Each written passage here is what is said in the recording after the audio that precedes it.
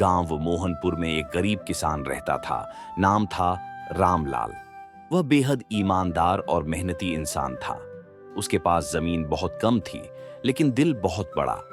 हर सुबह वह सूरज उगने से पहले उठता, बैल लेकर खेतों में चला जाता और दिन भर मेहनत करता। वह ज्यादा पढ़ा लिखा नहीं था, लेकिन मिट्टी से उसका ऐसा रिश्ता था मानो जमीन उसकी मां हो। एक साल बारिश बहुत कम हुई, खेत सूख गए, फसलें बर्बाद हो गईं। रामलाल पर कर्ज बढ़ता जा रहा था। बैंक वाले और साहूकार उसे रोज तंग करते, लेकिन उसने हार नहीं मानी। उसने तय किया कि चाहे जैसे भी हो, वो दोबारा अपनी जमीन को उपजाऊ बनाएगा। एक दिन की बात है, रामलाल अपने पुराने सूखे खेत को दोबारा तैयार कर रहा था। बैल को जोतते हुए वह जमीन को गहरा खोदने लगा ताकि मिट्टी नरम हो और अगली फसल उग सके। तभी अचानक हल किसी चीज से टकराया। थक रामलाल चौंक गया। उसने बैल को रोका और उस जगह खुदाई शुरू कर दी।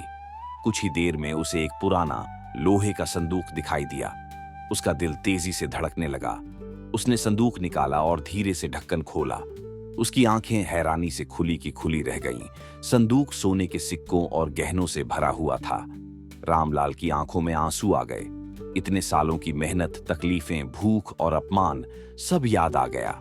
लेकिन उसने लोभ नहीं किया।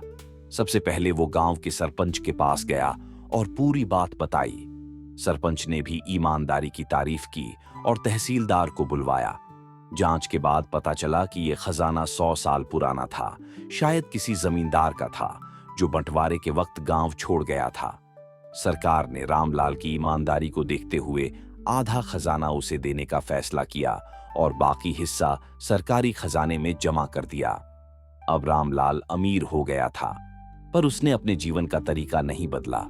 उसने सबसे पहले अपना कर्ज चुकाया, फिर गांव में एक स्कूल बनवाया ताकि गरीब बच्चों को पढ़ाई का मौका मिले। एक कुआं और तालाब भी बनवाया ताकि सूखे के दिनों में पानी की दिक्कत ना हो। उसने अपने खेतों को आधुनिक तरीके से तैयार किया। टपक सिंचाई, जैविक खाद और ट्रैक्टर की मदद से खेती करने लगा। उसकी उपज बढ़ी और वह पूरे जिले में मशहूर हो गया। रामलाल की ईमानदारी और मेहनत की मिसाल सब देने लगे।